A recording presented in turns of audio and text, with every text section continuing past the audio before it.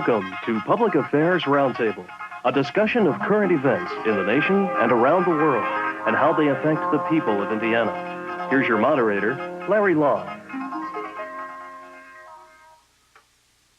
Today, in a slightly different format for Public Affairs Roundtable, we're going to talk about U.S.-Soviet relations, not necessarily the details of the Geneva Conference involving the leaders of the United States and Soviet Union, but the relationship between the Soviet people and the American people. Our special guest here today from the Soviet Union is Scrgey Zhuravlyov, or that's as close as I can come to pronunciation, Executive Secretary of the Student Council of the Soviet Union. Also with us is John Rouse, Professor of Political Science and producer of Public Affairs Roundtable.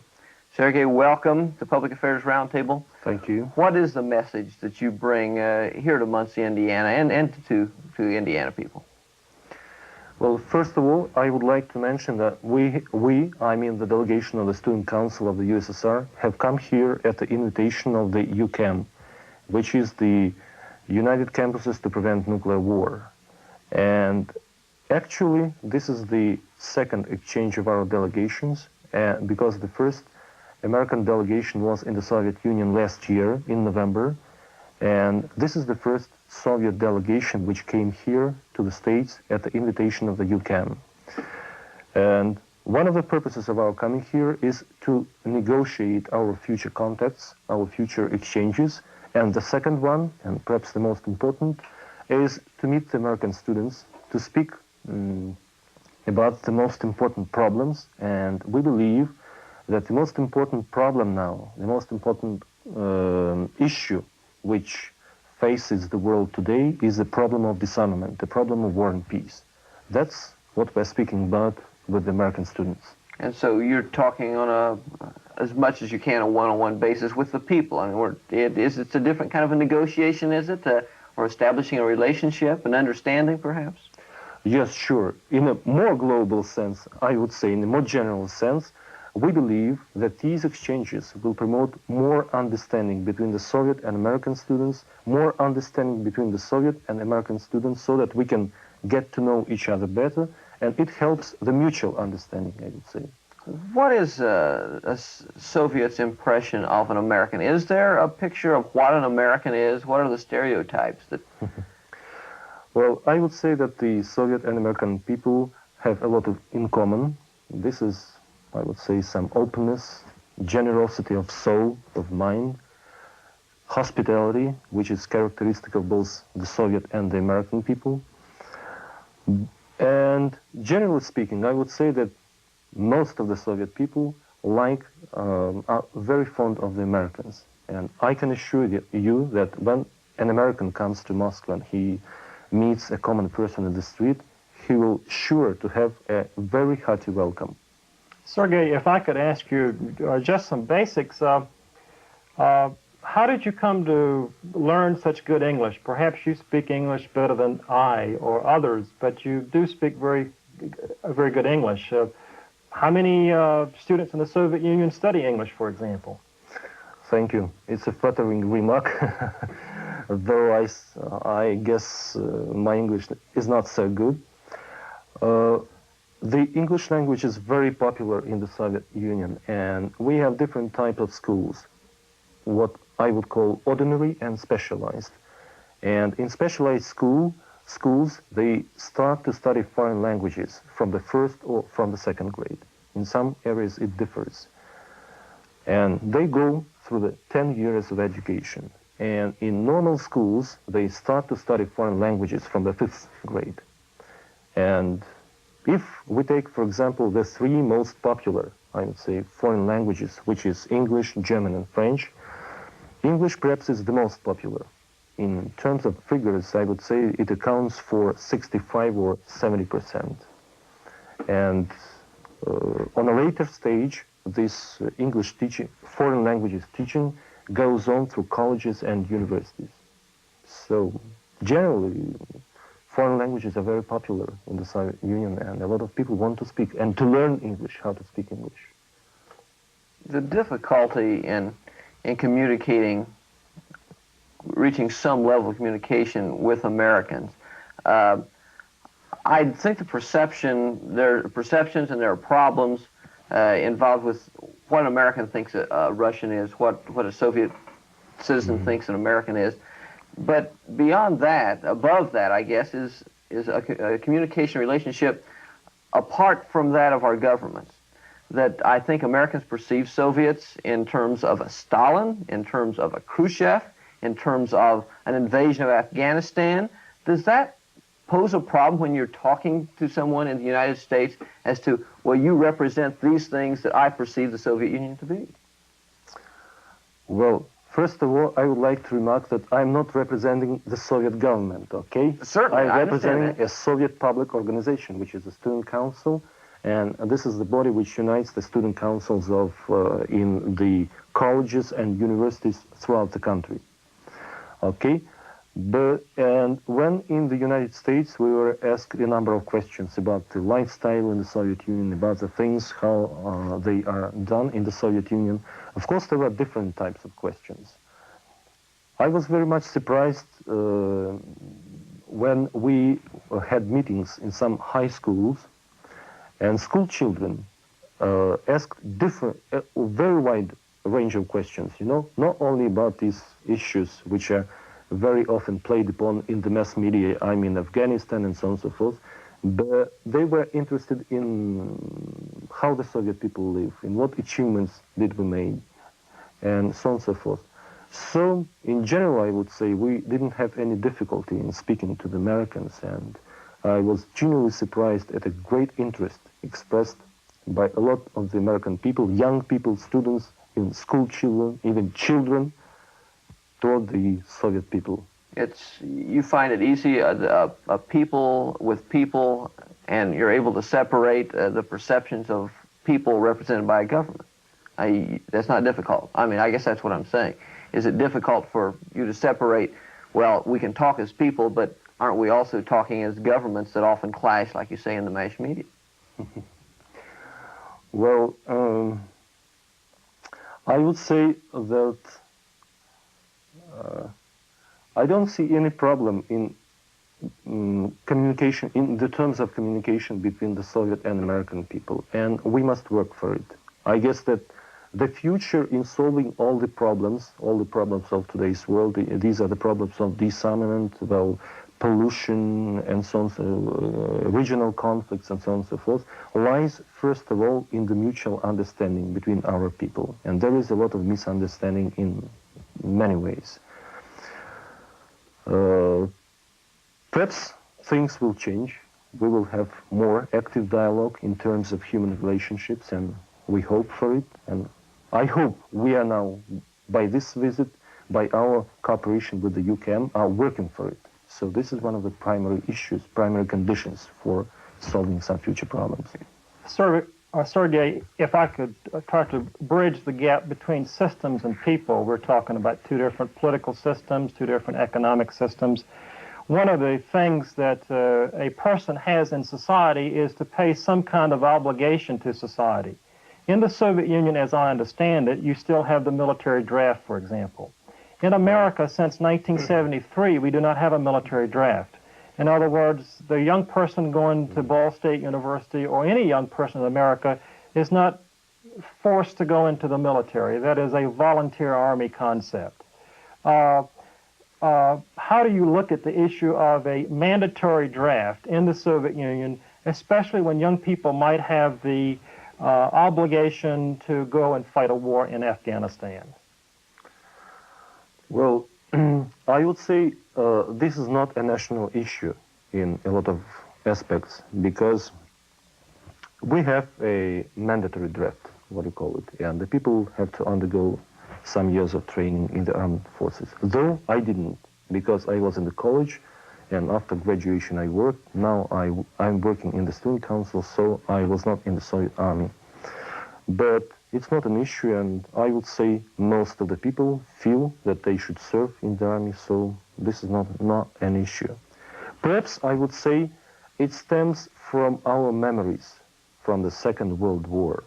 And I believe, and I was convinced, that some of the Americans know about the losses which we have encountered in the Second World War.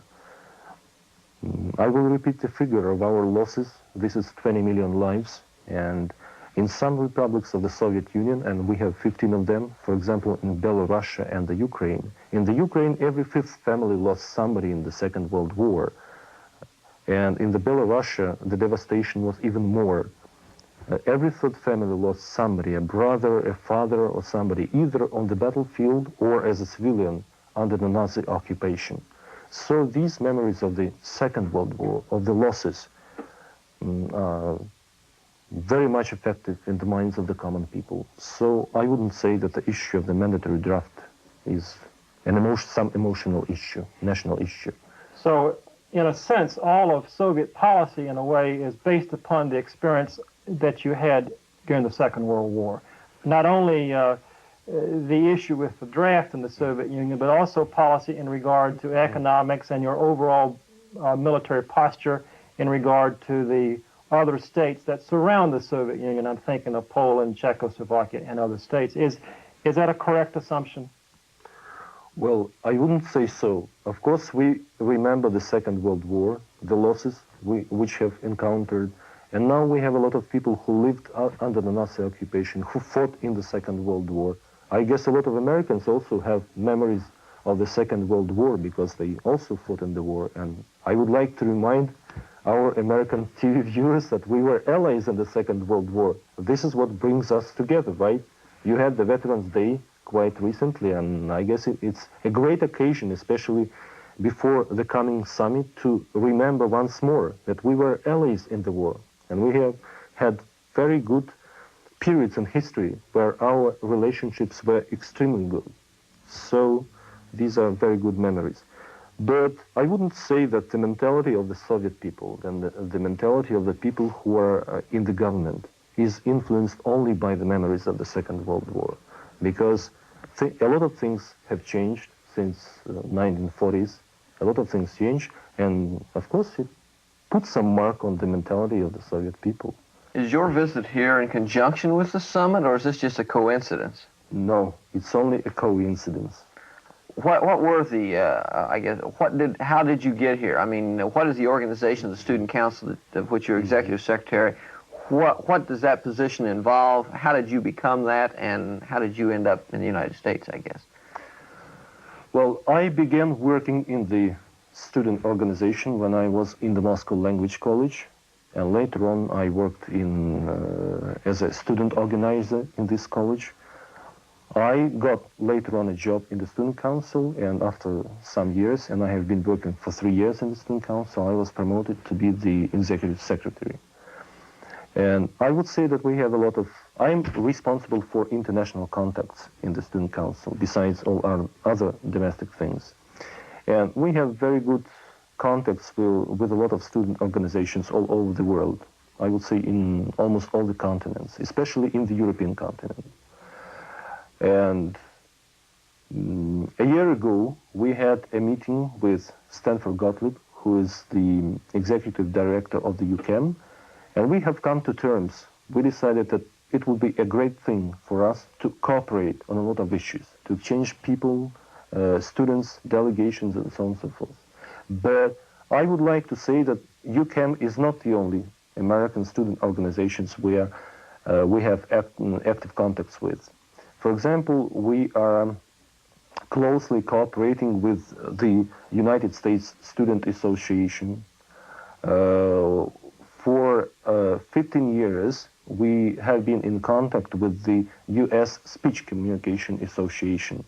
And every year, a team of American debaters comes to the Soviet Union, and the team of Soviet debaters, consisting of 4 members, comes to the United States to speak on different issues which are of interest to the American and Soviet people. So I view our coming here in a broader sense as expanding the student cooperation and contacts between the students of our 2 countries. Did the coming summit, has it had effect on your visit, though? Otherwise, did you find it fortunate, perhaps, that the summit is coming up? Has it increased interest in your visit here? Well, the summit is a coincidence, a bigger coincidence, I would say, because I wouldn't think that the leaders of 2 countries planned their summit just to coincide with our visit, you know.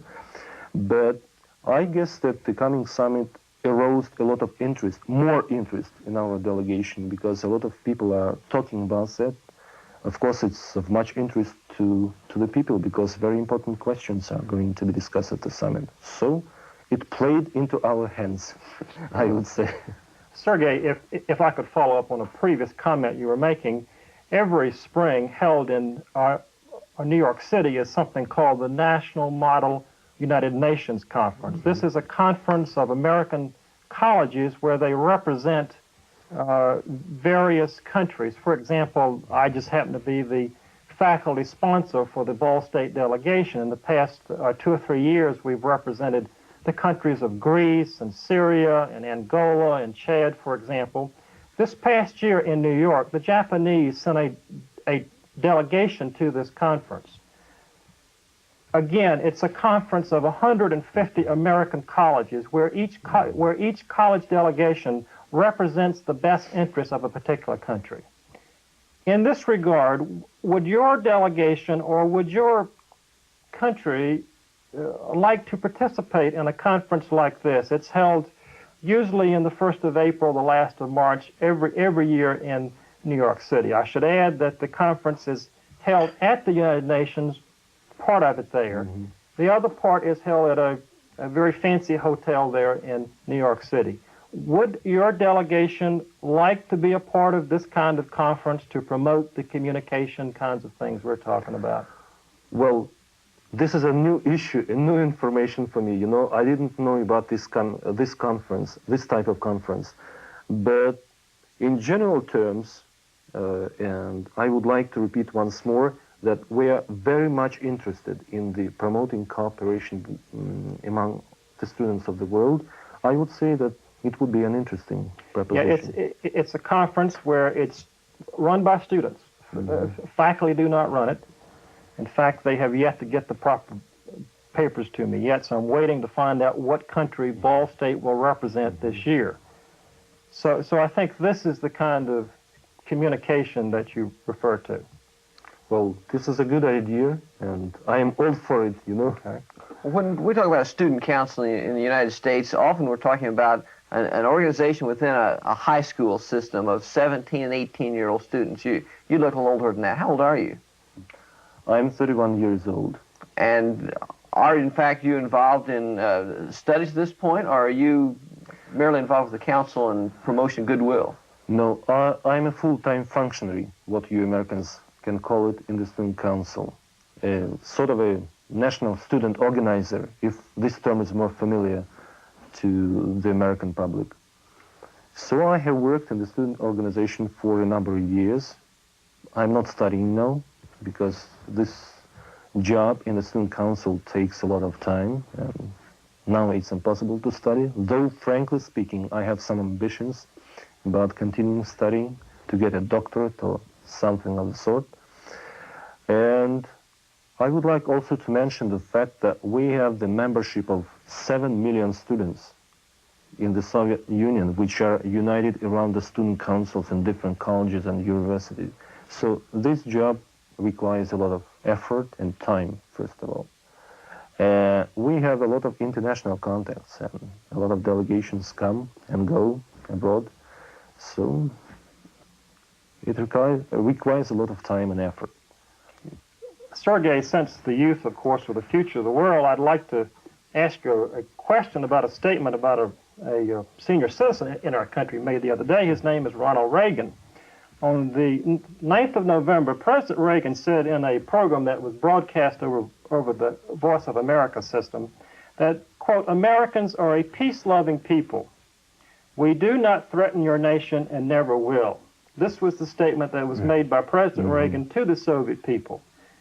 Do the Soviet people really believe the president when he says that the Americans are a peace-loving people, we do not threaten your nation, meaning the Soviet Union, and never will? Well, I would say that generally we believe that the American people is a peace-loving nation. But frankly speaking, in recent years, we were somehow troubled by the warmongering rhetoric on the part of some leading politicians in your administration. And in this respect, I would like to remind you the ill-famous phrase said by Alexander Haig, who said that there are things more important than peace, okay?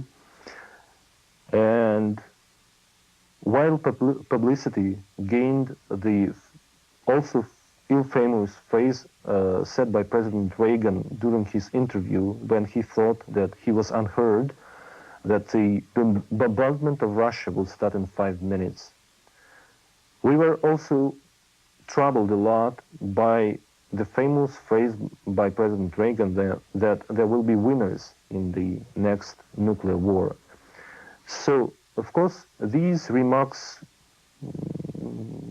and you must understand, do not erode trust, you know.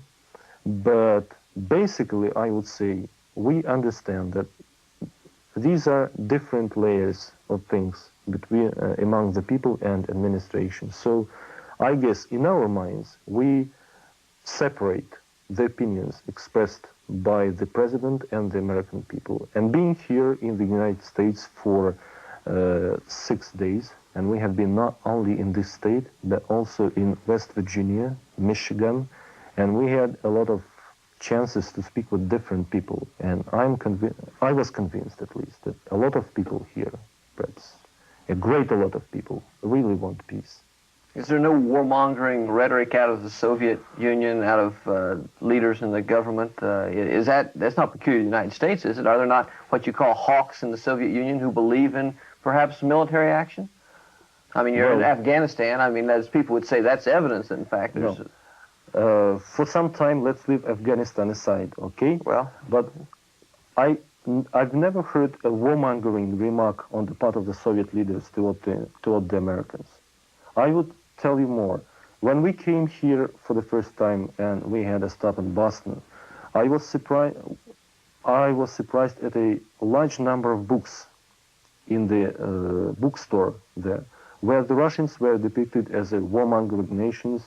We've heard a lot about this movie, The Red Dawn, which depicted the Russian soldiers landed on the American soil and starting the next World War and so on and so forth. And this kind of things we don't have in the country. And I would like to remind you one thing. We have a provision in the Constitution, in the article, which forbids the propaganda of war. And this is a criminal punishment for propaganda war. Well, I guess Americans, like I'd mentioned earlier, the perception of what a Soviet is. And I think a lot of it goes back to Nikita Khrushchev being eschewed, saying, "We will bury you." And I think people still remember that. Are we to believe now that, in fact, forget everything that Nikita Khrushchev ever said, that we're a lot different now, and we're now a peace-loving, and we have no intention of burying you? I mean, that's a pretty powerful statement. I know, because it's not the first time I am in the States. I was here in 1975, and I know for myself that a lot of Americans remember this phrase said by Khrushchev. Though I would like to remark, because I'm a linguist, from a linguistic point of view, that the translation was a bit inadequate. It's not we will bury you, but we will put you aside, meaning that we believe in communism, so that the communism wins over the world. But I would like also to say I'm a communist. I believe in communism. But there is a lot of misunderstanding about the theory of communism, and in this country and in some other countries. Meaning that we do not believe in expanding communism in military terms. Perhaps you've heard the term, the export of communism, and we are strictly against it, you know. And I would like to remind you that the governments of Nicaragua are not communist governments, and so... Scrgey, if I could follow up on that question. As I perceive it, the strength of the Western countries involve economic development, military supplies to the rest of the world, as is the case for the Soviets, media in terms of television and newspaper magazines and so forth, and also a focus upon technology, the export of technology. If that is the strength of the West, what do you think is the strength, the overall strength in the world of the Soviet Union? Well, I believe that socialism as such brings more social justice for all the people. It means that there is no such great fluctuations between the incomes of the people. Okay, there are some guaranteed standards for the low payment and for the higher payment. So I guess this, I would say, a humanitarian aspect of the social system has some attraction to the other people. So you're saying you don't have the extremes of the very rich and the very poor. No. As you see throughout the West. Yes. I guess this is one of the main attractions of socialism. At least I believe that it is. Are you optimistic in our lifetimes for a really peaceful coexistence, if not a peaceful alliance between the Soviet Union and the United States? I am. I definitely am. Of course, we have different systems. We have different lifestyles. We have different economic systems and so on and so forth. But I believe that our competition in many fields should not be in the military field, perhaps ideological, economic field, and so on and so forth. But we must do everything possible to exclude all the military terms of solving of our competitions in the military field, because taking into consideration the huge amount of stockpiles of nuclear armaments which are nowadays in the world, and especially taking into consideration some plans of deployment of nuclear armaments in the outer space, this would be extremely dangerous for mankind. So we must do everything possible to abandon all of these things. Scrgey, thank you very much for being with us today. Thank you, John Rouse, producer of Public Affairs Roundtable. I'm Larry Lough. Thank you for joining us today.